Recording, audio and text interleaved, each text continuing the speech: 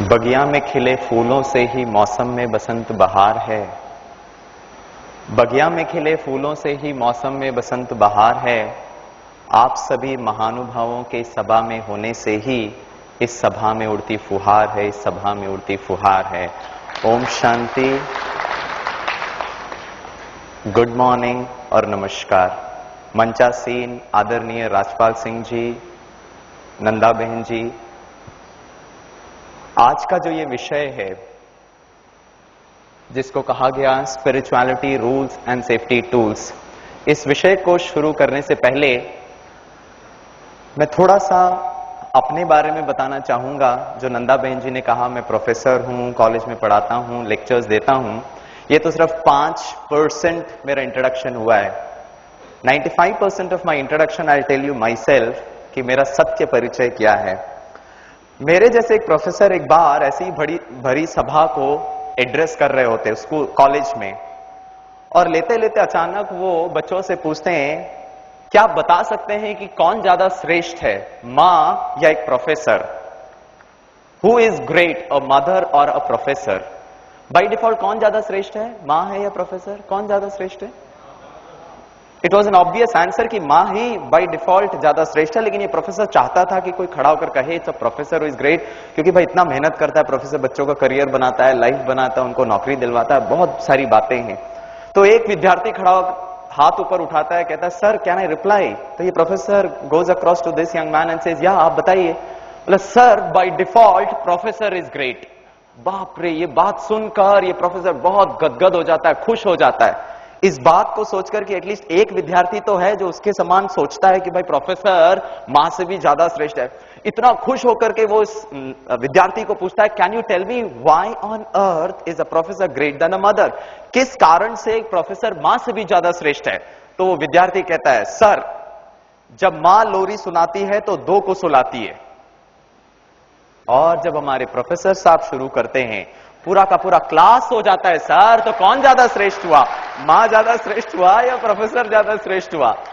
आपको चिंता करने की जरूरत नहीं है। अगले आधा 1 घंटे में मैं भी आपको बहुत अच्छी तरह सुलाने का प्रयास करूंगा, क्योंकि by default I am a professor, मेरा काम ही सुलाने का होता है। ठीक है, कहते हैं, can I have the first slide please? वैसे तो कल हमने गणेश चतुर्थी मनाया, आप तो यहां पर थे इतने अच्छे। If you can read this, it says, care for your head, not everyone gets a replacement. Wear a helmet.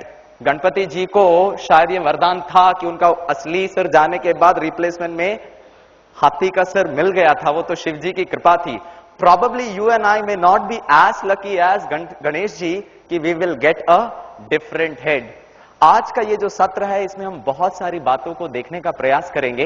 Mainly इसको हम एक कंपैरेटिव एनालिसिस करेंगे, हमारा स्थूल यात्रा जिसमें हमें बहुत सारे सिद्धांतों का, नियमों का, आयामों को अपने जीवन में धारण करना पड़ेगा। उसके साथ साथ जीवन रूपी यात्रा में ऐसे कौन से स्पिरिचुअलिटी के रूल्स हैं जिसको हम धारण करने से शायद वहां भी हमारे एक्सीडेंट कम हो जाए। Next slide please brother. Okay, next slide. Safety tools and spirituality rules. Yeah, next slide. It says, it is when we all play safe that we create a world of utmost insecurity. This was stated by former UN Secretary General Dag Hammarskjöld. Unfortunately, he died in a plane crash. लेकिन उनका यह मानना था कि अगर हर एक व्यक्ति अपने जीवन में सिक्योरिटी के सिद्धांतों को, सेफ्टी के सिद्धांतों को, सुरक्षा के सिद्धांतों को अपने जीवन में धारण करेगा, बाय डिफॉल्ट इनसिक्योरिटी अर्थात वो ऐसे अपने आप एक दुनिया बन जाएगी जिसमें हमको सिक्योरिटी के सिद्धांतों को पालन करने की आवश्यकता ही नहीं होगी। कहते हैं there are so many incurable diseases. Incurable मतलब जिसके पास आज भी मनुष्य के पास उसका एंटीडोट नहीं है, उसको ठीक करने का मनुष्य के पास कोई तकनीक नहीं है। इनक्योरेबल, उसका क्योर, उसका इलाज अंदर है। सिक्योरिटी भी शायद हमें इनसिक्योरिटी के आधार पर हमें उसको अपने जीवन में धारण करना पड़ेगा। वैसे तो कहते हैं जीवन में अनेक प्रकार की हम यात्राएं करते हैं। कोई तीर्थ यात्रा करता है, कोई जैसे आप यहां पर माउंट आबू आए, अपने क्षेत्रों से आए, कोई जीवन रूपी यात्रा करता है, बचपन से लेकर वृद्धावस्था तक अपनी यात्राएं करता है। पढ़ता है, कॉलेज में जाता है, फिर नौकरी करता है, फिर जीवन में सेटल होता है, फिर बच्चों को सेटल करता है। ऐसी बहुत सारी यात्राएं हैं। इन सब यात्राओं में अगर मैंने सिक्योरिटी के सिद्धांतों को इन किया, अंदर झांका, तो by default we will create a world of utmost insecurity. कहते हैं, वैसे तो इतिहास के पन्नों पर, नेक्स्ट स्लाइड, इतिहास के पन्नों पर बहुत सारी ऐसी घटनाएं हैं या संदर्भ है जो हमें बहुत कुछ बातें बताने का प्रयास करता है। It so happened in the year 1912, April 15th, 1912, in the icy cold waters of North Atlantic, a British ocean liner was on its maiden voyage. इनके निर्माता और इंजीनियर्स ने इस शिप का नाम रखा, आपने ये मूवी देखी है, ये फिल्म देखी है, कौन सी मूवी थी? टाइटैनिक, जिसका नाम वहां पे लिखा हुआ है। और ये इंजीनियर्स और ओनर्स का मानना था कि ये संसार का सबसे पहला, सबसे बड़ा, the most luxurious unsinkable ocean liner, ये पानी में कभी डूब नहीं सकता है। क्यों? क्योंकि इनके इंजीनियर्स और ओनर्स का मानना था कि हमने ये शिप इस तकनीक से बनाया है जिसको उन्होंने कहा डबल हल कंस्ट्रक्शन, जिसकी दो बॉडी था। और उनका यह मानना था, मान लीजिए in the eventuality of any accident, मान लीजिए सागर में अगर कोई एक्सीडेंट हो भी जाता है तो इसके बाहर का जो बॉडी है उसको नुकसान पहुंचाएगा, अंदर का बॉडी विल रिमेन इंटैक्ट, उसको कुछ नुकसान नहीं पहुंचेगा। And the ship will always remain afloat the water, it will never sink in water, वो कभी डूब नहीं सकता था। और इनके इंजीनियर्स और ओनर्स इतने कॉन्फिडेंट थे अपनी state of the art technology को लेकर कि उन्होंने उस इवेंचुअलिटी के लिए अपने आप को प्रिपेयर नहीं किया। और डियर फ्रेंड्स, आपने ये मूवी देखी है। On that fateful night of April 15th, 1912, when this mighty luxurious ocean liner was cruising at great nautical speed, इतनी तेज गति से जा रहा था, और जब उसने वो आइसबर्ग से हिट किया, the impact was so severe कि वो आइसबर्ग ने वो बाहर का बॉडी ही नहीं, अंदर का बॉडी को भी चीरता हुआ अंदर चला गया। And within no time, within no seconds, gallons of icy cold salty water, वो समुद्र का ठंडा खारा पानी उस शिप के अंदर भरने लगा। और धीरे ही धीरे, आपने वो मूवी देखी है, धीरे ही धीरे वो सबसे बड़ा लग्जरियस ओशन लाइनर डूबने लगा। And within no time it was on the sea bed. उस fateful night of April 15th, 1912, on board उस शिप में 1,500 लोग थे, माताएं, बहनें, पुरुष, क्रू मेंबर्स एंड चिल्ड्रन। क्या आप बता सकते हैं कितने लोगों की जानें गई होंगी उस टाइटैनिक शिप का इस आइसबर्ग के साथ हिट होने के कारण? कितने लोगों की जानें गई होंगी? वैसे मैं ऐसा ही एक सेशन बॉम्बे में करा रहा था, नवयुवकों को करा रहा था, हाउ टू एंजॉय एग्जाम्स के बारे में। तो मैंने यही सवाल उनसे भी पूछा, तो एक नवयुवक खड़ा होकर कहता है, सर मैं रिप्लाई दूं क्या? मैंने कहा हाँ भले। उन्होंने कहा सर ओनली वन सर्वाइव्ड। मैंने कहा इसका मतलब 1499 डाइड। बोला यस सर। मैंने कहा इतना गारंटी के साथ आप कैसे कह सकते हो?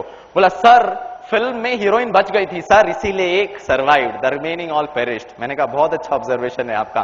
Friends, the astonishing answer is only few people died, handful of people, आप गिनती कर सकते थे अपने हाथ की उंगलियों में, because of the Titanic hitting the iceberg. Majority of them lost their lives, it not because of the impact, because the Titanic did not had enough lifeboats. उस टाइटैनिक इतना बड़ा शिप में उनके इंजीनियर्स और ओनर्स ने छोटे छोटे life boats रखा ही नहीं। क्यों? क्योंकि उनका यह मानना था कि यह शिप कभी डूब ही नहीं सकता है। Next slide friends. इतना बड़ा शिप, और वही सेफ्टी का पहला सिद्धांत है। Safety means expect the unexpected. कल क्या होने वाला है, क्या मैं आज ही उसके लिए प्रिपेयर कर सकता हूं? और अगर कर सकता हूं, उसको सोच करके उसके नियमों को और उसके सिद्धांतों को अपने जीवन में धारण कर सकता हूं, तो कल की journey would be 100% safe. Safety का अर्थ ही यही है, expect the unexpected. Next slide, वो देखिए ये कहा है, वो जो आइसबर्ग है वो इतना छोटा है ऊपर, लेकिन उसका जो सारा बॉडी था, it was like a mountain. Safety is expect the unexpected. Next slide. और इस स्टोरी से मुझे यही सीखने को मिलता है, the will to win is important. हम सब जीवन के हर क्षेत्र में जीतना चाहते हैं, सफलता को प्राप्त करना चाहते हैं, लेकिन ये इच्छा कि मैं जीतना चाहता हूं, इसकी पाई पैसे की भी कीमत नहीं है, until and unless I have the willingness to prepare myself for the unexpected। आज ये मुझे प्रिपरेशन करना पड़ेगा कि आज से 1 साल बाद, 2 साल बाद, 4 साल बाद, 10 साल बाद, जो अभी दादी जानकी जी कह रहे थे, एक ऐसा सुंदर भविष्य, क्या मैं उसके लिए अभी से अपने आप को प्रिपेयर कर सकता हूं, ताकि ईश्वर परमात्मा भी मुझे देखकर शुक्रिया अदा करे, वाह मेरे बच्चे वाह, और हम भी ईश्वर का शुक्रिया अदा करें कि आपने मुझे इतना अच्छा राह दिखाया। And that is what is very important. The will to win is important, but it isn't worth a penny or a nickel until and unless we have the willingness to prepare for the unexpected। इसके लिए मुझे life के सिद्धांतों को जानना पड़ेगा। कहते हैं life is like riding a bicycle. जीवन क्या है? साइकिल चलाने के मुआफिक है। We fall only when we stop pedaling। हम गिरते तभी हैं जब हम जीवन के यात्रा में रुकावटें पैदा करते हैं। एक्सीडेंट जब होता है तो गाड़ी रुक जाती है, और कुछ भी संदर्भ हो, कुछ भी परिस्थिति हो, मुझे लगातार अग्रसर करते जाना है। Life is not a destination, it's a journey. वो एक यात्रा है, वो अंतिम लक्ष्य पहुंचना वो सेकेंडरी है। कि किस प्रकार मैं जीवन को जी रहा हूं वो बहुत महत्वपूर्ण है। इसीलिए इंग्लिश में एक बहुत अच्छी कहावत है, कहते हैं it is not important what you do. हम क्या कर रहे हैं ये महत्वपूर्ण नहीं है, rather it is very important how I do it. बहुत इंपॉर्टेंट है मैं वो कार्य को किस रीति से कर रहे हैं। हर व्यक्ति रोड पर चलता है, लेकिन वो व्यक्ति जो रस्सी पे चलता है उसको हम कहते हैं क्या स्किल है। भले दोनों ही चल रहे हैं, लेकिन रस्सी पे चलना हम कहते हैं उसके पास कोई स्किल है या कोई आर्ट है। इसीलिए जीवन में भी चलते हुए वो स्किल या आर्ट को मुझे धारण करना पड़ेगा। कहते हैं there is no such thing as new accident, just new victims. अगर मैं रेलवे डिपार्टमेंट से कुछ आपको उदाहरण दूं, रेलवे में गिनती के 2-3 प्रकार के एक्सीडेंट्स होते हैं। या तो ट्रेन डीरेल हो जाता है, पटरी से उतर जाता है, या फिर एक ट्रेन दूसरे ट्रेन से टकरा जाता है, एक ट्रेन खड़ा है पीछे से जाके हिट करता है, या हेड ऑन कोलिजन होता है, या फिर ट्रेन में आग लग जाती है। यही 2-3 प्रकार के एक्सीडेंट्स होते हैं हम हर वक्त, या फिर ब्रिज से गिर जाता है या ब्रिज टूट गया, यही 3-4 प्रकार के एक्सीडेंट होते हैं। लेकिन हर बार यही प्रकार के एक्सीडेंट होते हैं, लेकिन मरने वाले वो सब नए होते हैं। And that is where the importance of accidents comes into picture. इसीलिए कहावत है, इंग्लिश में कहते हैं it takes 8640 bolt to assemble a car. 8640 nut bolt को फिट करने से हम एक कार बना सकते हैं, and only 1 nut to cracker it all over the road. और एक छोटी सी गलती क्या कर देती है, पूरा अंजर पंजर रोड में स्कैटर करा देती है। कितना मेहनत लगता है उसको बनाने में, और एक छोटा सा गलती, शायद मैं मोबाइल फोन में बात करते हुए चला रहा हूं, only 1 nut to scatter it all over the road. और इसीलिए कहते हैं सेफ्टी, क्यों ये ट्रेनिंग आपके लिए रखा है या आपको यहां निमंत्रण दिया गया है। इंग्लिश में कहावत है a safe you is a safe me. मैं पूरे सिद्धांतों को धारण करता हूं रोड पे चलाते वक्त या किसी भी कार्य क्षेत्र में, लेकिन सामने वाला गलती करता है तो नुकसान किसको होता है? शायद मुझे भी हो जाता है। तो सिर्फ मुझे ही सुरक्षा के सिद्धांतों को धारण नहीं करना है, मुझे अन्य उन सभी व्यक्तियों को भी बताना पड़ेगा जो गाड़ी चलाते हैं। मैं ही सिर्फ सही चलूं और दूसरा गलती करे तो उसको भी नुकसान है, मुझे भी नुकसान हो जाएगा। वैसे तो कहते हैं सारे संसार में 11,000 billion US dollars in the form of loss of property, in the form of loss of human life, इतना ज्यादा नुकसान होता है सारे विश्व में एक साल में सिर्फ रोड एक्सीडेंट्स में। 11,000 बिलियन US डॉलर्स। और यूनाइटेड नेशंस का एक रिपोर्ट था, उनका यह मानना था अगर ये पैसा को हम बचा लें तो सारे विश्व के हर एक मनुष्य को एक दिन का फ्री भोजन खिलाया जा सकता है, अगर इनको हम बचा सकते हैं तो। लेकिन छोटी छोटी बातों को हमको धारण करना जरूरी है। Next slide please. इसीलिए कहते हैं अलर्ट टुडे अलाइव टुमारो। आज अगर मैं अलर्ट रहता हूं, सावधान रहता हूं, तो कल का मेरा भविष्य बहुत ही सुनहरा हो जाएगा। दादी जी कह रहे थे वर्तमान, प्रेजेंट, इसीलिए इंग्लिश में एक बहुत अच्छी कहावत है, past is history, future is mystery. Past is history, future is mystery, live in the present. Present अर्थात गिफ्ट। आज का ये 24 घंटा ईश्वर के द्वारा दिया गया मेरे लिए एक बहुत अच्छी सौगात है। मैं ना पास्ट की चिंता करूं ना भविष्य की चिंता करूं, आज का 24 घंटे को मुझे क्या करना है, सफल बनाना है। इसीलिए कहा have another day by being safe today. आज अगर मैं सुरक्षित रहता हूं तो कल का सूरज देख सकता हूं। इसके लिए मुझे क्या करना पड़ेगा?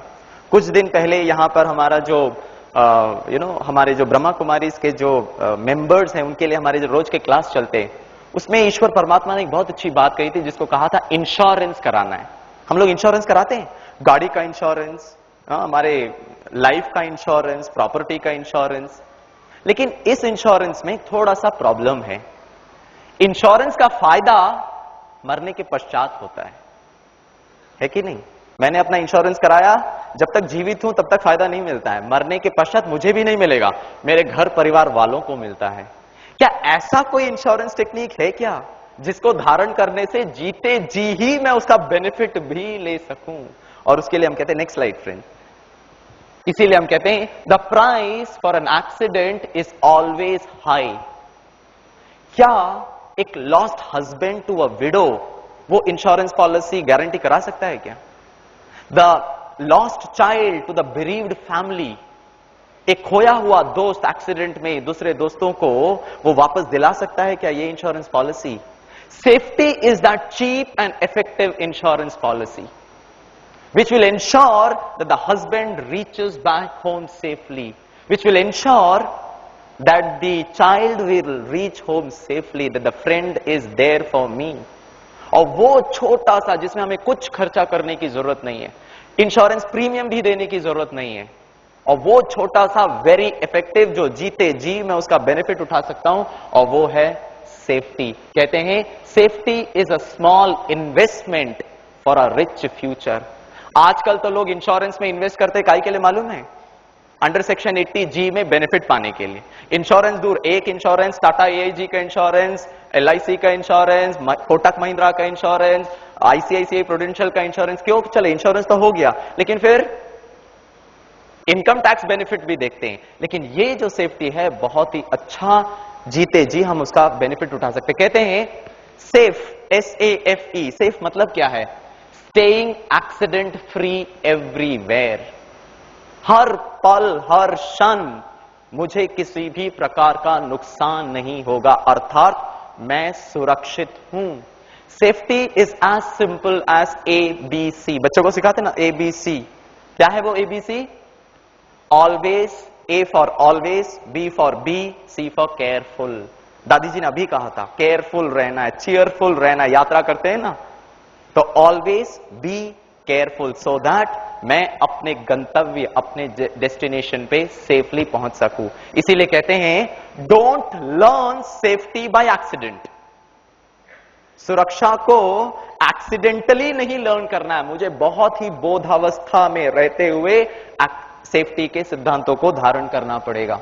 इसीलिए सेफ्टी ट्रेनिंग की आवश्यकता, इसीलिए वो एक स्टेप, और शायद इसीलिए ट्रांसपोर्ट एंड ट्रैवल विंग ने आपको यहां निमंत्रण दिया। और एक वो स्टेप अर्थात safety training in every person, सिर्फ मैं ही नहीं, हम जितने लोगों से मिले उन सबको सेफ्टी के बारे में अवगत कराएं। Next slide please. इसके लिए मुझे, जैसे मैंने कहा था, मैं एनालॉजी आपको सेट करके दूंगा। प्रोसेस ऑफ जर्नी, एक है हमारा स्थूल यात्रा, दूसरा है जीवन रूपी यात्रा को जानना पड़ेगा। या क्लिक ब्रदर, क्लिक नहीं, आगे बढ़िए, गो एड, और भी जाइए, और भी, गो एड, या स्टॉप। स्थूल यात्रा में कहते हैं कौन उस यात्रा में सफर कर रहा है? The driver who is driving the vehicle. किसके माध्यम से वो कर रहा है? कोई गाड़ी के माध्यम से कर रहा है। विथ whom, किसके साथ वो उस यात्रा को सफर कर रहा है? उसके साथ उसके पैसेंजर्स होंगे, उसके सहभागी होंगे, और किस रीति से कर रहा है? What are the various modes?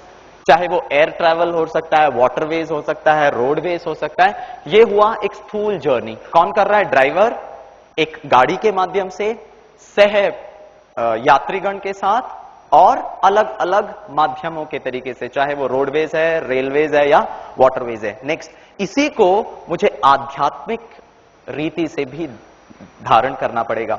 मुझे याद आता है आज से कुछ वर्ष पहले मैं थाने बेलापुर इंडस्ट्रियल एस्टेट के एक कंपनी में गया और मैंने कहा सर मेरा नाम फलाना फलाना है, मैं से ईश्वरीय विश्वविद्यालय से आया हूं जिसके 9000 से भी ज्यादा सेवा केंद्र है जो सारे विश्व भर में हैं। हमारा जो इंटरनेशनल हेडक्वार्टर्स है वो माउंट आबू में, हमारे बहुत सारे विंग्स बने हुए हैं, मेडिकल विंग है, जूरिस्ट विंग है, ट्रांसपोर्ट विंग है, चिल्ड्रंस विंग है, यूथ विंग है, साइंटिस्ट एंड इंजीनियर्स विंग है, विमेन विंग है, पॉलिटिशियन विंग है। हम बहुत सारी सेवाएं करते हैं। हमको doctor APJ Abdul Kalam is closely associated with coronary artery disease removal project. हमको इंटरनेशनल अवार्ड मिल चुका है। हमारी दादी जानकी जी जो है the most stable mind in the world है, ब्ला ब्ला ब्ला, बहुत सारी बातें की। तो उन्होंने कहा अच्छा भाई आप चाहते क्या हो? मैंने कहा सर मैं आपके जो एम्प्लॉयज हैं उनको सेल्फ मैनेजमेंट का एक छोटा सा लेक्चर देना चाहता हूं। उन्होंने कहा Girish thank you so much. मैंने कहा सर आप चिंता नहीं करिए, हमारे पूरे कार्यक्रम फ्री ऑफ कॉस्ट होते हैं, हम आपसे कोई चार्ज भी नहीं करेंगे। बोला अरे गिरीश हम तो ऐसे लोगों का हमेशा स्वागत करते हैं, thank you so much, we always in the lookout for such kind of people who can train our people. मैंने कहा थैंक यू सर, कब करना है बताइए। उन्होंने कहा गिरीश आई am very sorry, right now मैं आपको ये ऑनर नहीं कर सकता हूं। मैंने कहा क्यों सर? बोला अभी हमारा कंपनी बहुत प्रॉफिट कमा रहा है, रात दिन हमारा प्रोडक्शन चालू है, तो मेरे एम्प्लॉइज फ्री नहीं है, इसीलिए मैं अभी आपको ये चांस नहीं दे सकता हूं। एनीवे आप अपना टेलीफोन छोड़ जाइए, जब भी जरूरत होगा मैं आपको फोन करूंगा। मैंने कहा थैंक यू सर। मैंने अपना विजिटिंग कार्ड उनको दिया, tata bye bye good night किया, और जैसे ही मैं उनके कैबिन से बाहर निकला, जाते जाते उनके दरवाजे में खड़ा होकर उनसे एक सवाल पूछा। मैंने कहा sir can you tell me who are you? तो उनको थोड़ा आश्चर्य हुआ, अरे ये सुबह सुबह आया था, बहुत मीठी मीठी बातें कर रहा था, sir Brahma Kumari is free of cost, 9000 centres, कोई चार्जेस नहीं लेंगे, और जाते जाते मेरा अपमान करता है, मुझसे पूछता है हु आर यू? इसको क्या लगता है मेरे सुपीरियर के पास चला जाएगा तो इसको चांस मिल जाएगा, क्योंकि उसने मना कर दिया था। He stood on his feet, thumbed on the table and said Girish, बहुत ईगो, उसको अच्छा नहीं लगा। उन्होंने कहा Girish don't you know I am the HR manager of this company. मैंने कहा सॉरी सर, जब मैं आपके कैबिन में एंट्री कर रहा था मैंने आपका डेजिग्नेशन बोर्ड पढ़ लिया था, मुझे मालूम है आप HR मैनेजर हैं। मैंने आपका पोस्ट नहीं पूछा है कि आप HR मैनेजर हैं कि फाइनेंशियल मैनेजर है कि एडमिनिस्ट्रेटिव मैनेजर है कि वकील है या डॉक्टर है या इंजीनियर है या हाउसवाइफ है या जो भी है। मेरा सिंपल सा सवाल है आप कौन है? उन्होंने कहा मेरा नाम फलाना फलाना है। मैंने कहा सॉरी सर, आपके डेजिग्नेशन बोर्ड के ऊपर आपका नाम भी लिखा है, वो मैं जानता, लेकिन मैंने आपका नाम नहीं पूछा। My simple question still holds good sir, can you tell me who are you? मैंने आपका नाम शर्मा है, वर्मा है, पाटिल है, पटेल है, ये नहीं जानना, मैं जानता हूं आपका नाम क्या। उन्होंने कहा मैं भारतीय हूं। मैंने कहा सॉरी सर, मैंने आपकी नेशनैलिटी भी नहीं पूछी है कि आप इंडियन है कि पाकिस्तान है कि ब्रिटिश नेशनल है कि अमेरिकन है, मेरा सिंपल सा सवाल है कि आप कौन है। उन्होंने कहा मैं हिंदू हूं। मैंने कहा सॉरी सर, मैंने आपका धर्म के बारे में भी नहीं पूछा कि आप हिंदू है कि मुसलमान है कि सिख है कि ईसाई है। I did not ask for your religion, my simple question is who are you? उन्होंने कहा मैं गुजराती हूं। मैंने कहा सॉरी सर, आप कौन से स्टेट से बिलोंग करते हैं ये भी मैंने आपको पूछा नहीं कि आप गुजराती हैं कि महाराष्ट्रियन है कि साउथ इंडियन है कि कश्मीरी है कि असमिया है, मेरा सिंपल सा सवाल है कि आप कौन है। थोड़ा देर उन्होंने सोचा, फिर बोला मैं पुरुष हूं। मैंने कहा सॉरी सर, इतना कॉमन सेंस है कि देख के बता सकता हूं कि आपका जेंडर क्या है, पुरुष है कि महिला है, वो मैं बता सकता हूं। और कंफ्यूज हो गए। I kept on negating his answers, no sir no sir no sir. थोड़ा देर और सोचा उन्होंने, फिर कहा गिरीश जो मैं दिख रहा हूं वही हूं मैं। मैंने कहा सॉरी सर, जो आप दिख रहे हैं वो भी आप नहीं है। इमीडिएटली ही posed a question, Girish can you tell me who am I? क्या तुम बता सकते हो मैं कौन हूं? मैंने कहा सर इसीलिए तो आया था यहां पे, सेल्फ मैनेजमेंट। आप डिक्शनरी खोल लीजिए, ऑक्सफोर्ड डिक्शनरी, आपको कम से कम 30 वर्ड मिल जाएगा। Self confidence, self respect, self empowerment, self belief, not less than 30 words which start from self. लेकिन हम फोकस करते हैं एस्टीम में, एम्पावरमेंट में, कॉन्फिडेंस में, ये सेल्फ को तो भूल ही जाते हैं। क्या मैंने थोड़ा देर भी बैठ करके ये सोचा है? मैं दिन में 1000 बार मैं मेरा मेरा कहते हैं, लेकिन इस मैं को समझा नहीं। और मैं को समझा भी तो कैसे? अपने जो रोल्स में एसोसिएट करता, मैं पिता हूं, पति हूं, भाई हूं, बंधु हूं, बॉस हूं, सबॉर्डिनेट हूं, जो मैं यथार्थ में नहीं हूं। उस मैं को समझना बहुत जरूरी है। और जहां मैंने उस मैं को समझ लिया, ये यात्रा बहुत अच्छी हो जाएगी। हमारी जो दादियां हैं, इन्होंने अपने मन में कूट कूट कर भर दिया, ये मैं अर्थात इस शरीर को चलाने वाली वो चैतन्य शक्ति, वो पावर, वो एनर्जी, वो फोर्स, जिसको हम आत्मा या रूह या सोल या स्पिरिट या फोर्स या एनर्जी कह सकते, वो इस शरीर को चलाती है। और वो आत्मा बहुत ही सुखदाई है, बहुत ही शांत स्वरूप है, बहुत ही प्रेम स्वरूप है। जितना मैं उसके कॉन्शियसनेस में रहता हूं, उसके बोध अवस्था में रहता हूं, बॉडी के कॉन्शियसनेस से हट करके आत्मिक स्थिति में रहता हूं, हमारी जीवन यात्रा इतनी सुखदाई बन जाती है। इसीलिए कहते हैं, है वही शक्तिशाली जग में जो नम्र भाव दिखलाता है शक्तिशाली वही जग में जो नम्र भाव दिखलाता है। फलने वाला तरु भी जब फलता है तो नीचे की ओर झुक जाता है, फलने वाला तरु भी जब फलता है तो नीचे की ओर झुक जाता है। मैना कहती है मैं ना, मैना कहती है मैं ना, तो सबके मन को भाती है। मैना कहती है मैं ना, तो सबके मन को भाती है। बकरी कहती है मैं, तो गले छुरी चलवाती है। बकरी कहती है मैं, तो गले छुरी चलवाती है। आप देखेंगे यहां पर हम अपने जो ईगो है, हमारा जो अभिमान है, उसको मुझे नीचे रखना पड़ेगा। क्यों? क्योंकि अब ये पता चला है कि ये यथार्थ जीवन को चलाने वाला, इस शरीर को चलाने वाला ये शरीर नहीं है, इसके अंदर वो चैतन्य शक्ति, जिसे हम आध्यात्मिक भाषा में कहते हैं मैं इस शरीर से अलग अति सूक्ष्म शांत ज्योति स्वरूप आत्मा हूं। ये है ड्राइवर, इस शरीर को चलाने वाला, ये इसका वो गाड़ी है। किसके माध्यम से चलाता है? शरीर के माध्यम से। शरीर क्या है? हम अपने आप को कहते हैं I am a human being. Human अर्थात various organ system, heart, lungs, kidney. Being is what exist. Being is जो चैतन्य है, जो चलाता है। मुझे याद आता है, मान लीजिए गिरीश भाई का एक्सीडेंट हो जाए यहां आते आते, और जैसे ही एक्सीडेंट हुआ तो लोगों ने देखा, ओ माय गॉड बहुत सीवियर एक्सीडेंट हुआ है, उसको उठा करके ऑपरेशन थिएटर में लेकर गए। ऑपरेशन थिएटर में जैसे ही लेकर गए तो डॉक्टर्स ने कहा भाई बहुत सीवियर इंजरीज हुआ है। सीधे गिरीश का पता किया, भाई इनका ब्लड ग्रुप क्या है, ये सब पता करके सीधे ऑपरेशन थिएटर में लेके गए। और जो भी मेरे नजदीक के संबंधी थे वो इंतजार कर रहे हैं, भाई क्या हुआ क्या हुआ। 2 घंटे के बाद, मैसिव सर्जरी के बाद, डॉक्टर ऑपरेशन थिएटर से बाहर निकलता है और कहता है I am very sorry, please take the body away. अंदर किसको लेकर गए थे? गिरीश को। बाहर कौन आ रहा है? बॉडी। अरे गिरीश कहां गया? कोई भी डॉक्टर इस संसार में एक डेड बॉडी को उसके नाम से कभी भी संबोधित नहीं करता है। अगर डेड बॉडी को संबोधित नहीं कर सकते, अगर आप मुझे आज गिरीश कह रहे, इसका मतलब आज भी आप इस शरीर को संबोधित नहीं कर रहे हैं। आप इसके अंदर वो चैतन्य शक्ति को संबोधित कर रहे हैं। उसको मुझे समझना बहुत जरूरी है। किसके साथ मैं जीवन रूपी यात्रा में कर रहा हूं? अपने रिलेटिव्स, अपने दोस्त, अपना सोशल ग्रुप, अपने सगे संबंधियों के साथ में जीवन के इस यात्रा में अग्रसर हूं। और किस माध्यम से करता हूं? और इसको करने के लिए जिसको हम कहते हैं मनसा वाचा कर्मणा, या फिर संकल्पों के द्वारा, मुख के द्वारा, एक्शंस के द्वारा और नॉलेज के द्वारा मैं अपने इस जीवन को अग्रसर हो रहा हूं। Next slide. एक्सीडेंट्स के बारे में थोड़ा सा हम चर्चा करेंगे।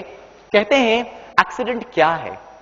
एक्सीडेंट से होता क्या है? एक्सीडेंट होता है ना तो गाड़ी रुक जाती है, फिर हमारा प्रोसेस ऑफ जर्नी क्या हो जाता है? रुक जाती है, आगे हम बढ़ नहीं सकते। दोनों ही संदर्भ में अगर हम देखें, जब हमारा फिजिकल एक्सीडेंट होता है ना, तो मान लीजिए बोनट खराब हो गया है या बहुत सीवियर हो गया, तो हम वहीं छोड़ना पड़ता है हमको गाड़ी, हमको फिर मैकेनिक को बुलाना पड़ता है। Process of journey gets hindered. इसी तरह स्पिरिचुअल जर्नी में भी एक्सीडेंट होता है, जिसको हम कहते हैं, एक्सीडेंट का अर्थ बताया है A/C, अर्थात अकाउंट। आप सब ट्रांसपोर्ट डिपार्टमेंट से हो, जो अकाउंटेंट होंगे वो समझते हैं A/C मतलब account. ACCI and dent, DENT। जब मैं अपने स्पिरिचुअल अकाउंट में डेंट माना, उसको तकलीफ पहुंचा दिया। स्पिरिचुअल अकाउंट क्या है?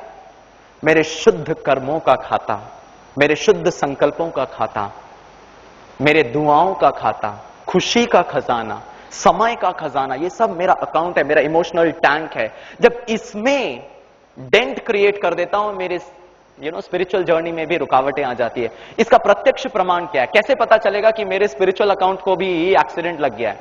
जब मेरा जीवन जो है नीरस बन जाता है, खुशी गायब हो जाती है, चिंता घर कर लेती है। हर बात क्या होगा, कैसे होगा, जैसे कल डॉक्टर प्रेम मसन भाई जी कह रहे थे, हर बात चिंता में बिजी हूं मैं। इसका मतलब मेरा स्पिरिचुअल अकाउंट में भी कहीं ना कहीं एक्सीडेंट हो रहा है। मुझे देखना है कि मेरे जो वो स्पिरिचुअल जर्नी है उसको मुझे फिर सुधारना है। बोथ द केसेस में हमारा एक्सीडेंट होता है।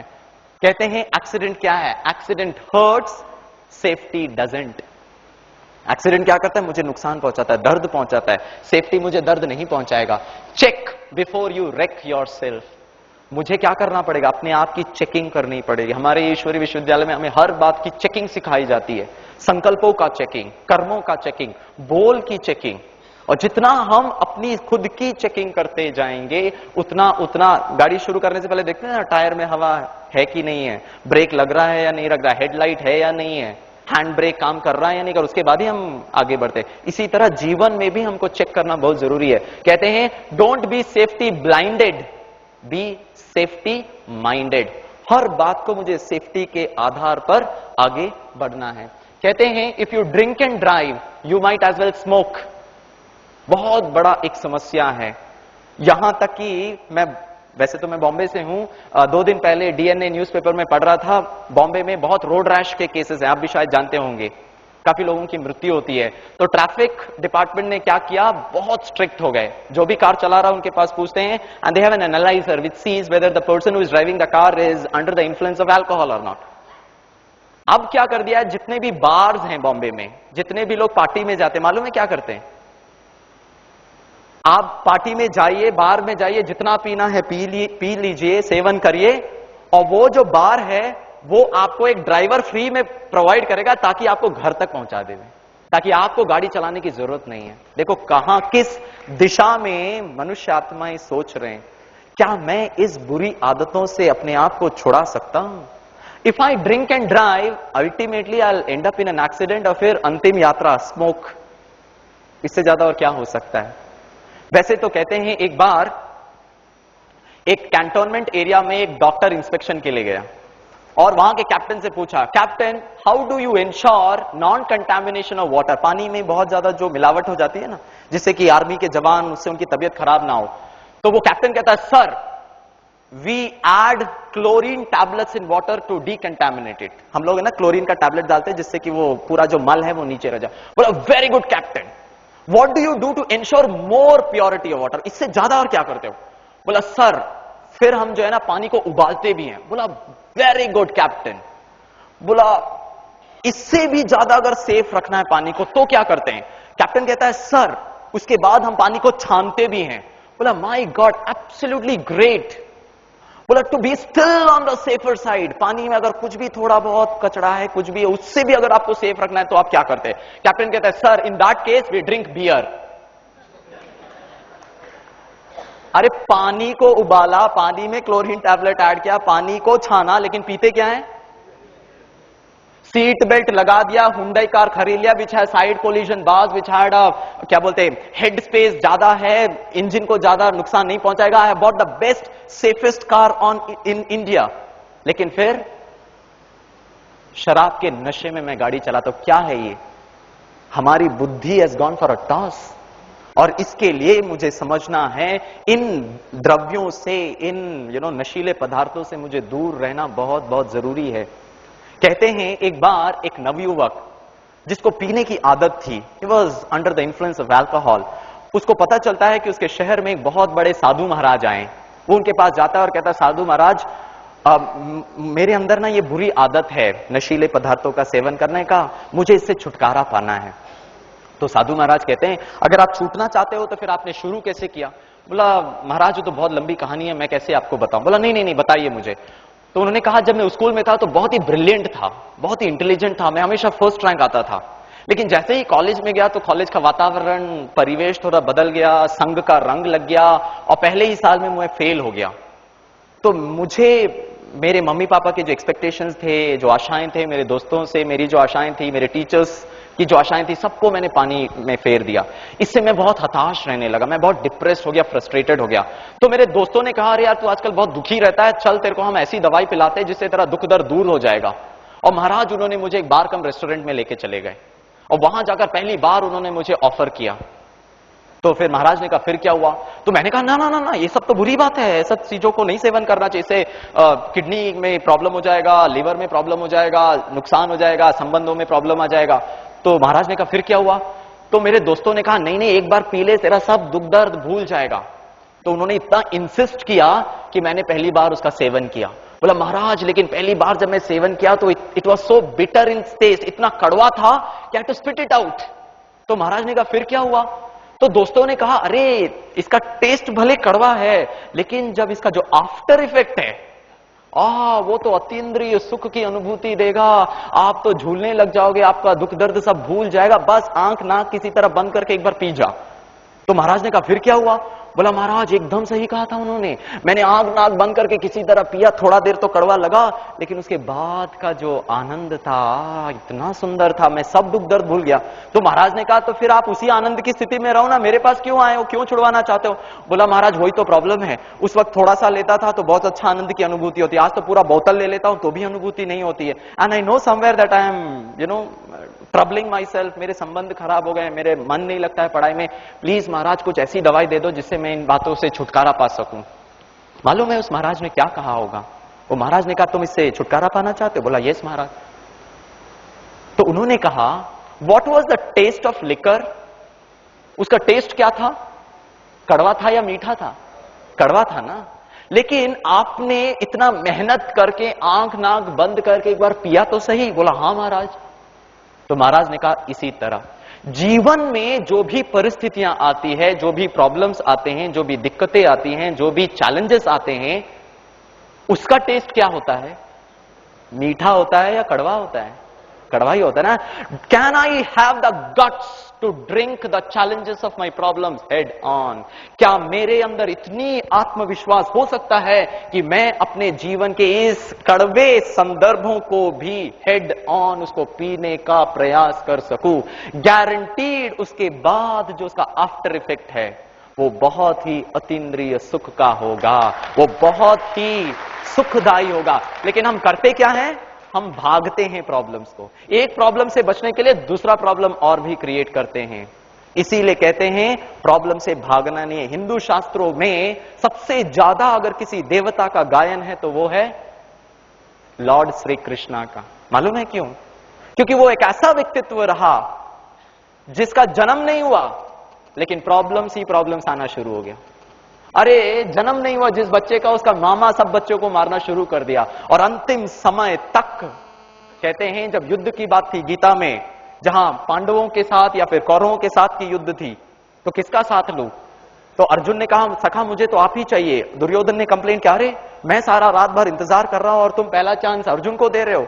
तो श्री कृष्ण ने कहा दो कंडीशन है, एक या तो मैं रहूंगा या दूसरी तरफ मेरी अक्षुणी सेनाएं रहेंगी, दूसरा मैं सिर्फ आपका सारथी बनूंगा, आई बी योर मियर चैरियटर, मैं आपका सिर्फ घुड़सवारी करूंगा, और तीसरा मैं अपने हाथ में अस्त्र शस्त्र नहीं लूंगा। अर्जुन ने कहा सखा मुझे तो सिर्फ आप ही चाहिए। दुर्योधन खुश हो गया, ऐसे व्यक्ति को लेके क्या फायदा जो सिर्फ घुड़सवारी करेगा और अस्त्र शस्त्र भी नहीं उठाएगा। और कहते हैं every arrow that was shot at Arjuna had to first say hello to Krishna, क्योंकि अर्जुन कहां बैठा है? पीछे बैठा है। सामने कौन बैठा है? कृष्ण बैठा। खुद को बचाओ, अर्जुन को बचाओ, 5 पांडवों को जीत भी दिलाओ। Think of his dilemma, think of his condition. लेकिन फिर भी कभी देखा श्री कृष्ण को ब्लड प्रेशर बढ़ गया हो, श्री कृष्ण का स्पॉन्डिलोसिस या फिर स्लिप डिस्क हुआ हो, या श्री कृष्ण को हार्ट ब्लॉकेजेस हुआ हो, या श्री कृष्ण को टेंशन आया हो? नहीं। इसीलिए इतना ज्यादा गायन और वंदनीय योग्य है वो व्यक्तित्व जिसका बचपन से लेकर अंतिम समय तक he was engulfed in problems and problems, लेकिन वो सदा उस प्रॉब्लम से उपराम रहा। क्यों? क्योंकि उन्होंने अपने जीवन में कभी भी क्वेश्चन नहीं पूछा।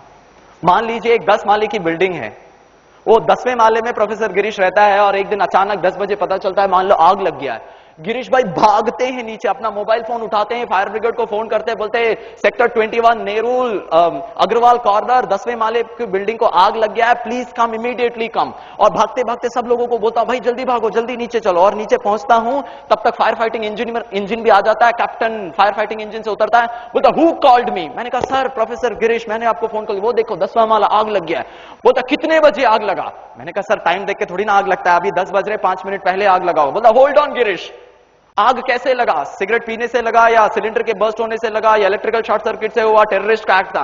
मैंने कहा सर क्या पूछ रहे हैं, मुझे मालूम नहीं, आप आग बुझाइए ना। बोलता होल्ड ऑन गिरीश, इस बिल्डिंग में कितने लोग हैं? मैंने कहा सर नहीं मालूम, एक फ्लोर में 4 फ्लैट हैं, एक फ्लैट में एवरेज में 4 लोग, 10 × 40 पकड़ लीजिए कितने हैं। बोला होल्ड ऑन गिरीश, ये टोटल बिल्डिंग की प्रॉपर्टी कितनी है? मैंने कहा सर क्या पूछ रहे हैं, ऑन एन एवरेज आज नेरुल का जो है पर स्क्वायर फुट इज 3000 रुपीज। अब आप कैलकुलेट कर लीजिए। सर आप क्या कर रहे हैं? वो कैप्टन की रिस्पॉन्सिबिलिटी क्या है? उसका प्राइमरी रिस्पॉन्सिबिलिटी क्या है? उसको क्या करना चाहिए? आग बुझाना है। वो क्या कर रहा है? वो सवाल पे सवाल, सवाल पे सवाल, सवाल पे सवाल पूछता जा रहा है। मेरे जीवन रूपी बिल्डिंग को जब आग लगती है, चाहे वो शारीरिक हो, चाहे वो मानसिक हो, चाहे वो व्यवहारिक हो, चाहे ऑफिस हो, चाहे धन का हो, मेरे को जब प्रॉब्लम आता है तो मैं क्या करता हूं? ये क्यों हुआ? ऐसे नहीं होना चाहिए, मेरे साथ ही क्यों होता है? आग लग रहा है। Can I be solution oriented? It is said, if I am not a part of the solution, I'm still a part of the problem. हो गया, आग लग गई, किसी भी कारणवश है, ये क्यों, क्या, कैसे, कहां के चक्कर में ना फंसकर can I be solution oriented, इसीलिए आपको यहां निमंत्रण दिया गया। हमारे पास वो सोल्यूशन है, जीवन को कैसे चलाना है। इसीलिए रामायण कहते हैं, कल डॉक्टर गिरीश पटेल भाई ने दिखाया था, मंथरा ने कई को उकसाया, दशरथ को कहो राम को वनवास और भरत को राज्य सिंहासन। इसीलिए रामायण हुआ ना। मन को थराना ये एक पर्सनालिटी है। क्यों, क्या, कैसे, कब, कहां, किसको थराता है? कई का क्यों, कहां, कैसे, कब, ये मन का खेल है। Can I be so determined? Can I face the problems of my life head on? आओ भाई आओ, और आओ प्रॉब्लम, देखता हूं कितना तुम में दम है। भागेगा वो आपसे, गारंटीड है। ये ईश्वरीय विश्वविद्यालय जो आज आप देख रहे हैं, इसमें भी बहुत तकलीफें आए, लेकिन वो दादियां घबराए नहीं। क्यों? इतना विश्वास उस ईश्वर परमात्मा में, स्वयं पर इतना दृढ़ता, इतना विश्वास।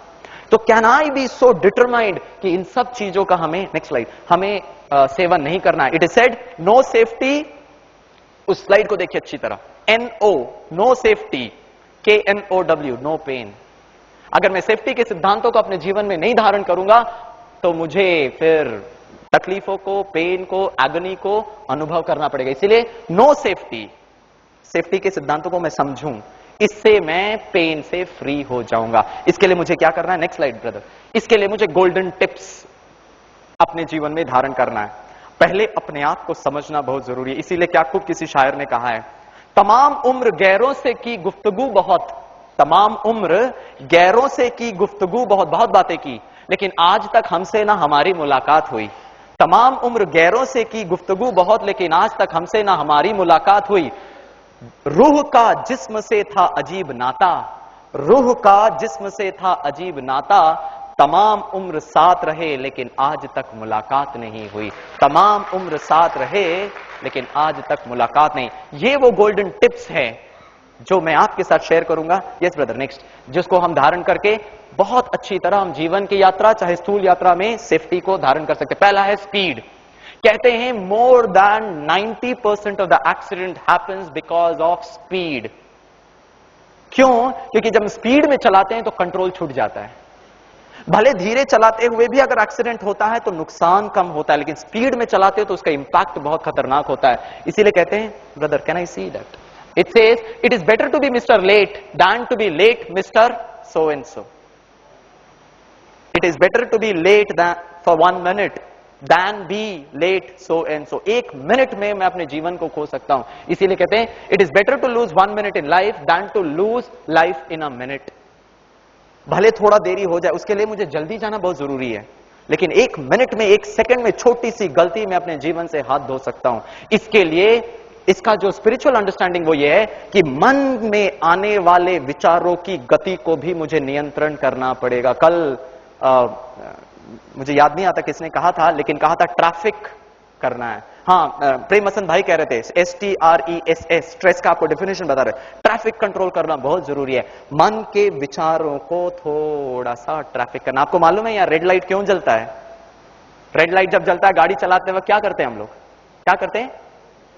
ब्रेक। तो यहां भी जब रेड लाइट चले ना, तो बाकी सब बातों से अपना मन का विचारों को भी ब्रेक दे दे। और मन के विचारों को ब्रेक देना अर्थात उसके अंदर की जितनी भी कचड़े हैं, वायरस इन्फेक्टेड फाइल्स हैं, नेगेटिव फाइल्स हैं, उन सबको डिलीट करना और अच्छी बातों को धारण करना। डॉक्टर गिरीश पटेल भाई कल बहुत ज्यादा सास और बहू के बारे में बता रहे थे, आपके साथ भी मैं एक शेयर करना चाहूंगा।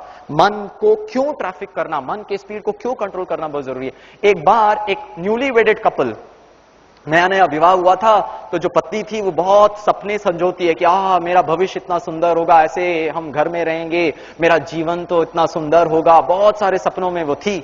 जैसे ही घर पहुंचते हैं तो आप लोग तो जानते ही हैं, क्योंकि सास भी कभी बहू थी, और फिर चालू हो जाता है, ठीक है। the mother-in-law appears as if she is a Hitler जैसा उसका व्यवहार था, हर बात में टोकती थी, हर बात में बोलती थी। और ये बहू का तो जीवन ही जैसे नर्क हो गया, इतना तंग हो गई, अब 1 महीना 2 महीना किसी तरह सहन किया, अब उसे असहनीय हो गया वो घर का वातावरण। उसी शहर में उनके दोस्त की पापा थे, वो उनके पास जाती है, और अंकल जो थे एक डॉक्टर थे आयुर्वेदिक के, तो वो उनके पास जाती है, बोलती है अंकल मेरा जीवन नर्क समान हो गया है, एकदम जीवन में नीरस हो गया, खुशी गई। तो उन्होंने कहा क्या हो गया बेटा, आपको क्या प्रॉब्लम है। बोला मेरी सास जो है ना मुझे रहने नहीं देती, हर बात में टोकती है, बहुत परेशान करती है। तो उन्होंने कहा अच्छा ठीक है, मैं आपकी कैसे मदद कर सकता हूं। तो उन्होंने कहा अंकल वैसे तो बहुत बड़ा मदद चाहिए मुझे, लेकिन आप करेंगे क्या। बोला हाँ बेटा आपके लिए तो बिल्कुल ही मदद करूंगा। वो कहती है अंकल मैं ना अपनी सासू मां को मारना चाहती हूँ, I want to kill my mother in law. Oh my God, ये सुनकर तो ये डॉक्टर अंकल थोड़ा घबरा जाता है। बोला अरे भाई ऐसा तो मैं कैसे मदद कर सकता हूं। बोला no doctor uncle I want to kill her, आप मुझे कैसे ऐसी प्रकार की कोई दवाई दे दीजिए जिसको मैं उसको दे करके उसको भी मार दूं। तो डॉक्टर अंकल ने कहा ये तो सब गड़बड़ बात, ऐसे नहीं करना चाहिए, थोड़ा सहन करो, ये करो। बोला नहीं अंकल बहुत हो गया, अब मैं मारना ही चाहती हूँ। और वो बहुत इंसिस्ट करती है, तो किसी तरह ये डॉक्टर अंकल से दवाई ले भी लेती है। और जैसे ही वो जा रही होती दरवाजे के वहां पहुंचती है, तो डॉक्टर अंकल उनको रोकता है। बोला बेटा 1 मिनट रुकोगे। बोला हाँ अंकल बोलो। तो उन्होंने कहा आपको क्या लगता है अपनी सासू मां को मारने के बाद आप बहुत जीवन में सुखी रहेंगे क्या।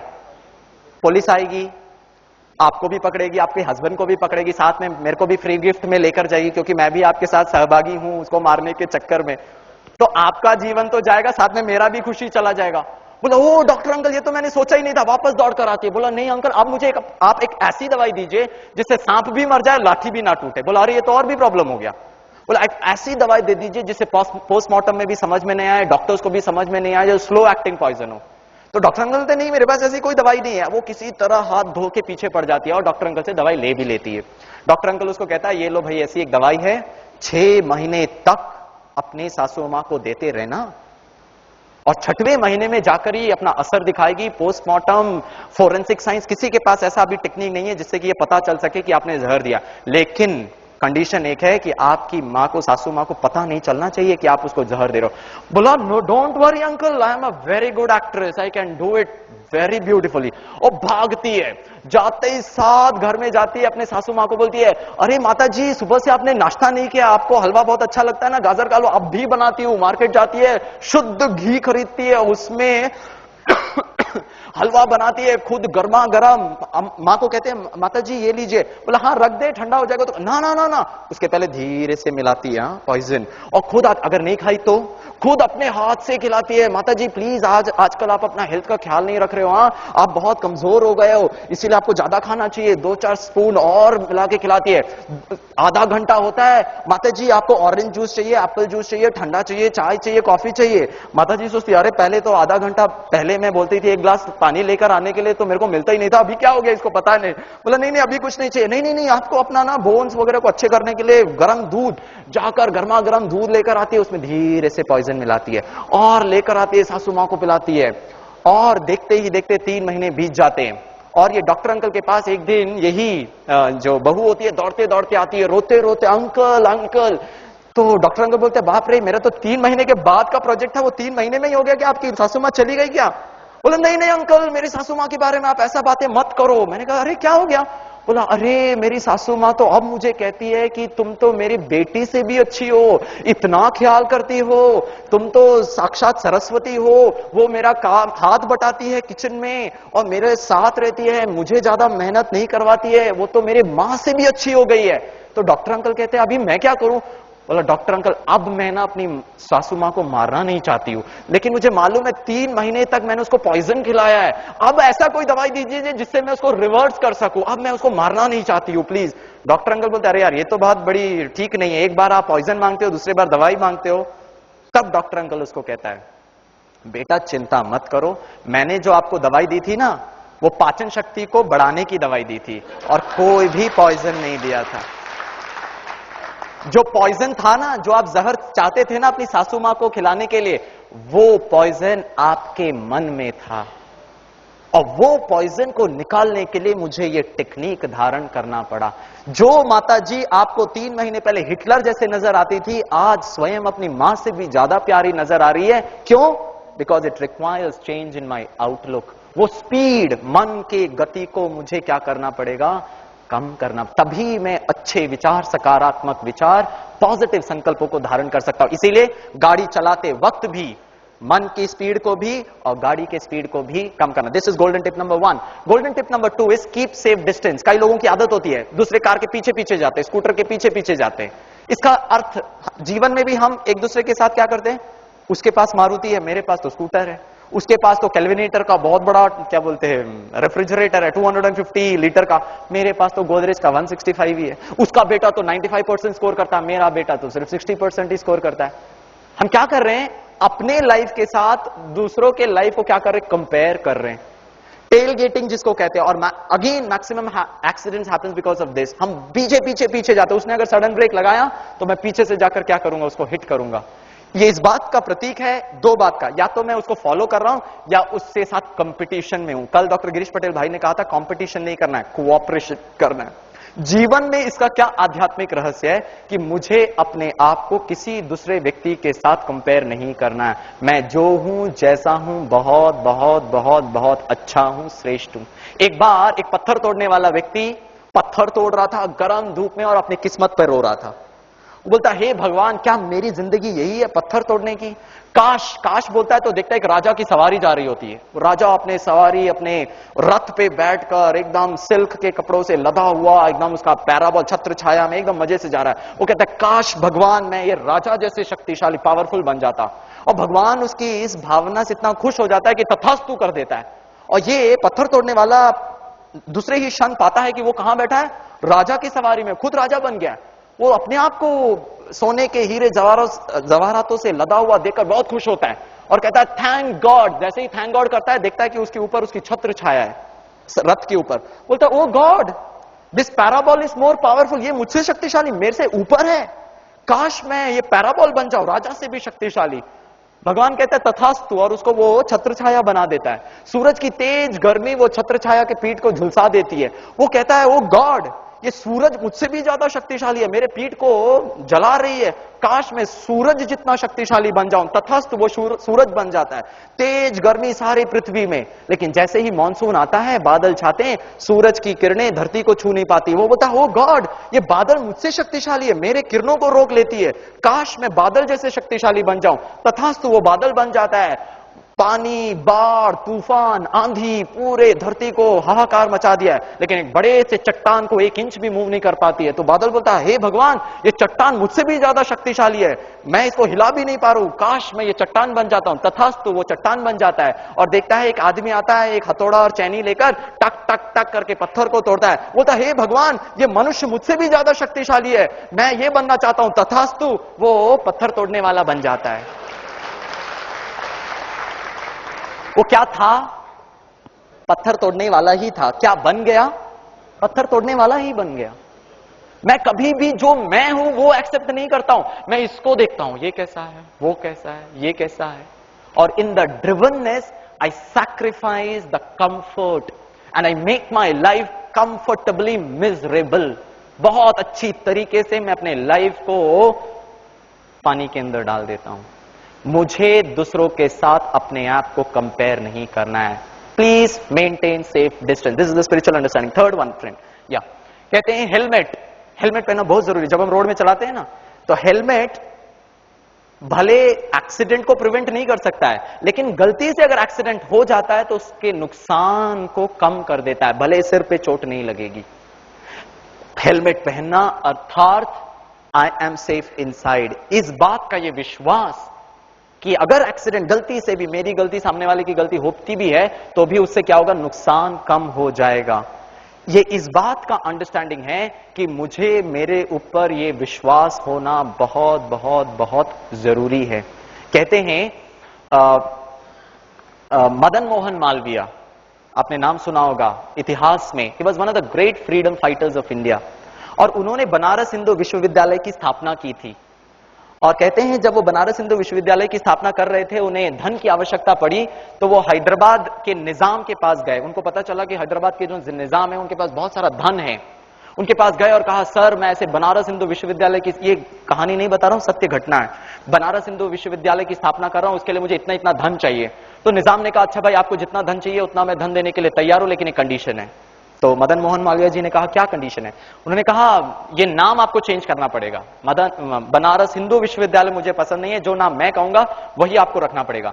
मदन मोहन मालवीय जी ने कहा, ये नहीं हो सकता सर, हमने ऑलरेडी बना लिया है नाम, अब कैसे चेंज कर सकते हैं? जब ये बात निजाम ने सुनी, उनको इतना गुस्सा आया, बोला ये तुच्छ व्यक्ति मुझसे कहता है नहीं हो सकता है। उन्होंने अपना जूता निकाला और मदन मोहन मालवीय जी के ऊपर फेंका।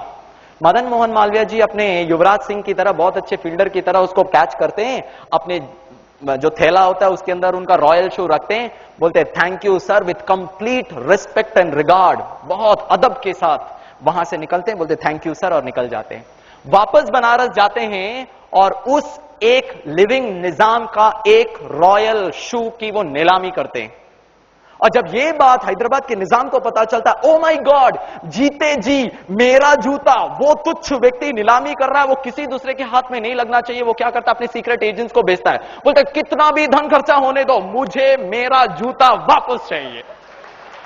और आप विश्वास नहीं कर पाएंगे friends, Madan Mohan Malviya got 3 times more the amount what he actually requested in। 3 गुना ज्यादा धन उनको वो नीलामी से प्राप्त हुआ। क्यों? क्योंकि उन्हें मालूम है मैं कौन हूं, मुझे क्या करना है। उस सिचुएशन में अगर आप अपने आप को देखिए, उस सिचुएशन में अगर मैं अपने प्रोफेसर गिरीश की बात करूं, कोई आप पर जूता फेंके, मुझ पे जूता फेंके, तो मैं 1-2 शब्द तो सुनाई दूंगा भाई, लेकिन मदन मोहन मालवीय जी ने ऐसा नहीं किया। With complete respect and regard, he was in total control of himself. And वही सच्चा योगी है जो अपने कर्मेंद्रियों पर कंप्लीट वो फर्मनेस, वो determination, I am safe inside, इसीलिए हेलमेट पहनना बहुत जरूरी है। Next slide please.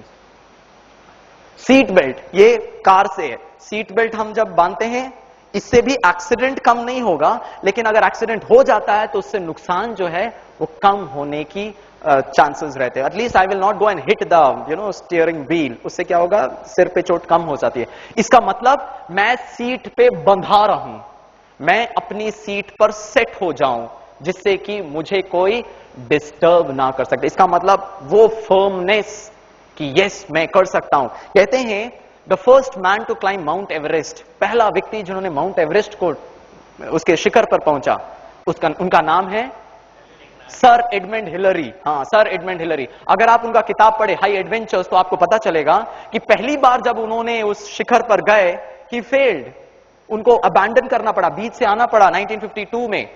और जब वो वापस आए तो लोगों ने उनके सम्मान में बड़े बड़े समारोह रखे कि भाई ऐसा व्यक्ति जो माउंट एवरेस्ट को छूने का सोच भी सकता हो, ये तो कोई सोच भी नहीं सकता। और ऐसे ही भरी सभा में उनको निमंत्रण दिया गया, सर आप आइए, हम आपका सम्मान करना चाहते हैं। और एक बड़ा सा पोर्ट्रेट ऑफ हिमालय रखा था और सर को कहा, sir please come and take your seat on the dais. और जैसे ही सर एडमंड हिलरी वो डाइस पे चढ़े, वो पोर्ट्रेट ऑफ हिमालय को देखा और कहा, ओ हिमालयास, पहली बार तुमने मुझे हराया, पहली बार आपने मुझे हराया, लेकिन नेक्स्ट टाइम मैं आपको हराऊंगा। क्यों? क्योंकि आपको जितना बड़ा होना था सो तो बड़े हो गए, मेरे अंदर का विश्वास और बढ़ता जा रहा है। नेक्स्ट टाइम मैं आपको हराऊंगा, पहली बार आपने मुझे हराया। 29 May 1953, the very subsequent year, he became the first man on earth to touch the highest peak on earth, that is Mount Everest। जब वो वापस आए तो लोगों ने उनसे पूछा, आपके जीवन में वो जब आप ऊपर चढ़ रहे थे, आपको क्या समस्याएं आई, क्या आपका सबसे बड़ा चैलेंज था लाइफ का? उन्होंने कहा, it was not the heavy luggage, it was not the inclement weather, it was not the freezing temperature, it was not the glare of the snow. जब जो आइस होता है ना, उसमें सूरज की किरणें पड़ती है तो आंखें चौंधिया जाती, कुछ दिखता नहीं है। It was not the first bite, अलग प्रकार की बीमारियां होती है। द ग्रेटेस्ट चैलेंज, जो सबसे बड़ी परिस्थिति जो मुझे फेस करना पड़ा, that was to convince myself, yes I can do it, I can do it. यही सबसे बड़ा चैलेंज था कि यस मैं कर सकता हूं, मैं कर सकता हूं, मैं कर सकता हूं। और ये मैं बार बार अपने आप को रिमाइंड कर रहा था कि मैं कर सकता हूं, मैं कर सकता हूं। अगर मैं भी इस प्रकार का सीट बेल्ट बांध लूं अपने जीवन के यात्रा में कि कुछ भी हो जाए, मुझे गुस्सा नहीं करना है, कम वॉट में, कुछ भी हो जाए मुझे किसी भी दूसरे व्यक्ति के बारे में बुरा नहीं सोचना है, सीट बेल्ट बांध के रख लें, कुछ भी हो जाए मुझे रिएक्ट नहीं करना है।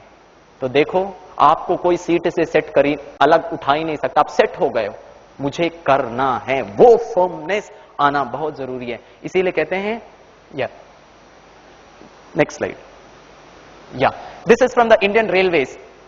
कुछ बातें मैंने रोड ट्रांसपोर्ट से लिया है, कुछ मैंने बातें रेलवे से लिया है। This is a new technique adopted by the Konkan railway, जिसको हम कहते हैं कितने लोग हैं रेलवे से, हाथ ऊपर करें। हाँ, काफी लोग हैं, आप शायद जान जाएंगे।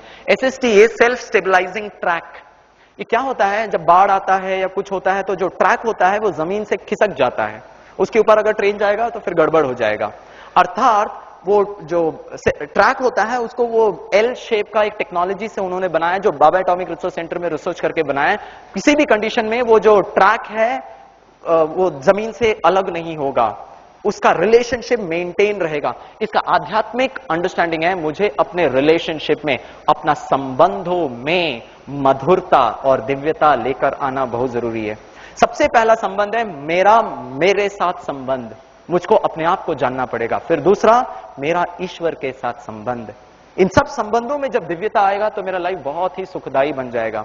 एक बार की बात है, कहते हैं एक डॉक्टर था, पीडियाट्रिशियन था, बच्चों का डॉक्टर था।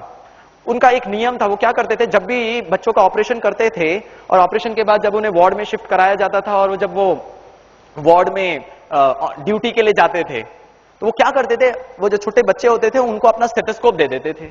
और जैसे ही स्टेथोस्कोप देते थे और बच्चे को कहते थे कि आप क्या करो, रिसीविंग एंड यहां रखो, खुद के हार्ट ऑपरेशन जिसका होता है, और अपना दूसरा जो रिसीविंग एंड है उसको हार्ट में रखो और डॉक्टर अंकल को बताओ कि आपको क्या सुनाई दे रहा है। तो बच्चे अलग अलग प्रकार का उत्तर देते थे। डॉक्टर अंकल मुझे ढक ढक ढक ढक आवाज सुनाई दे रहा है, ये सुनाई दे रहा है, बहुत सारे जवाब देते थे।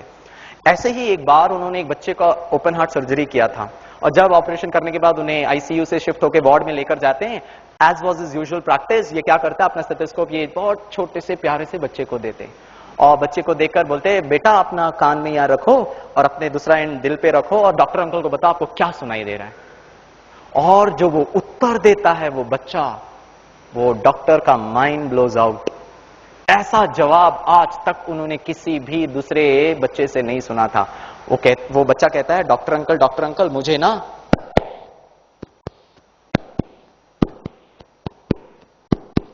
ऐसा लगता है जैसे भगवान मेरे दिल के दरवाजे पे नॉक कर रहा हो और पूछ रहा हो, बच्चे खुश हो, राजी हो, आराम से हो, मेरी श्रीमत अनुसार चलते हो।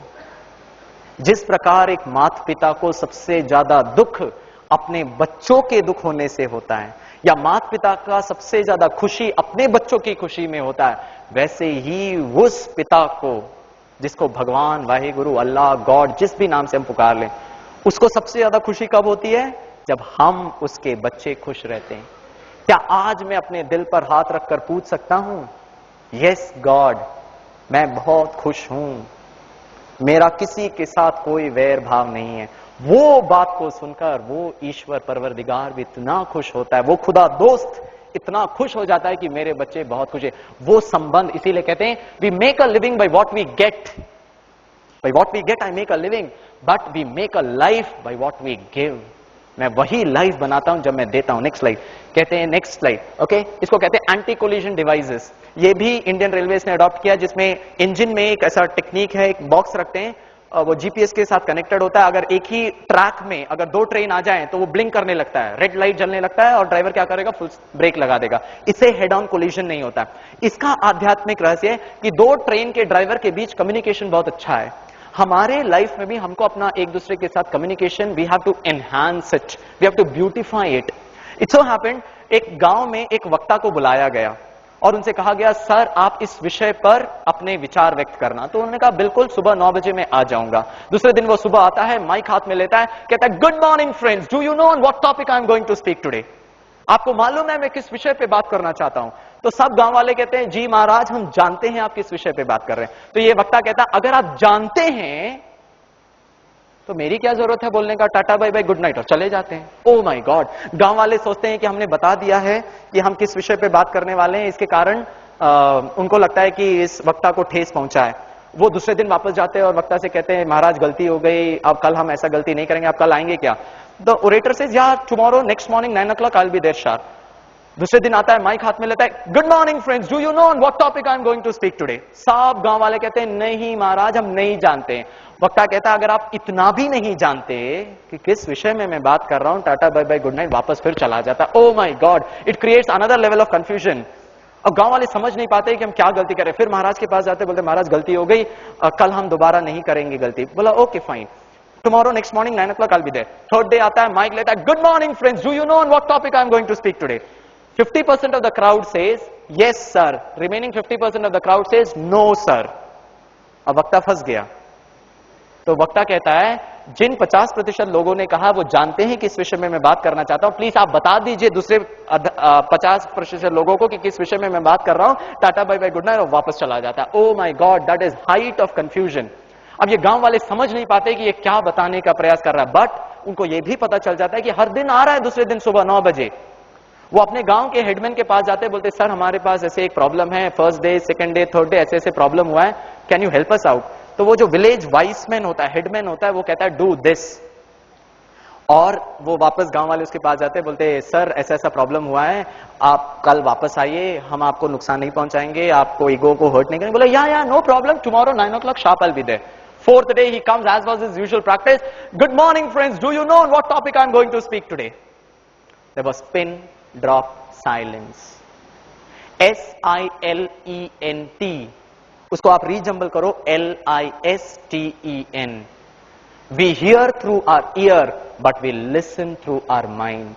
हम कानों से भल, ये एक ऑर्गन सिस्टम है, लेकिन यथार्थ सुनना, वो दिल का सुनना, वो मन से होता है। जितना मैं मन के चैटरिंग को कम कर सकता हूं, उतना मैं दूसरों की बातों को सुन सकता हूं। Next slide. इसीलिए हमारे कम्युनिकेशन को, नेक्स्ट स्लाइड, नेक्स्ट या लास्ट, ये एक लास्ट टिप है जो सबसे महत्वपूर्ण है, जिसको हम कहते हैं the best golden safety tip is to make God your companion. अगर मुझे पता चल जाए मेरा सिखाने वाला भगवान बैठा है, मेरे साथी भगवान है, तो मुझे किसी भी सिचुएशन में नुकसान होने का कोई भी चांस नहीं है। इन सब गोल्डन टिप्स को मुझे धारण करना। Next slide. ओके, इसीलिए कहते हैं we are not human beings on a spiritual journey. हम ये समझते हैं कि हम मनुष्य हैं आध्यात्मिक यात्रा में, उस ओरिएंटेशन को मुझे चेंज करना पड़ेगा। Rather we are spiritual beings on a human journey. By default मैं आत्मा आध्यात्मिक हूं और इस शरीर के द्वारा ये सुंदर सुनहरा जीवन रूपी यात्रा पर अग्रसर हूं, जिसको मुझे सुखदायी बनाना है। इसीलिए कहते हैं फर्स्ट सेफ्टी। सेफ्टी को अगर मैं धारण करूंगा तो safety will last for a very long time. Thank you. ओम शांति।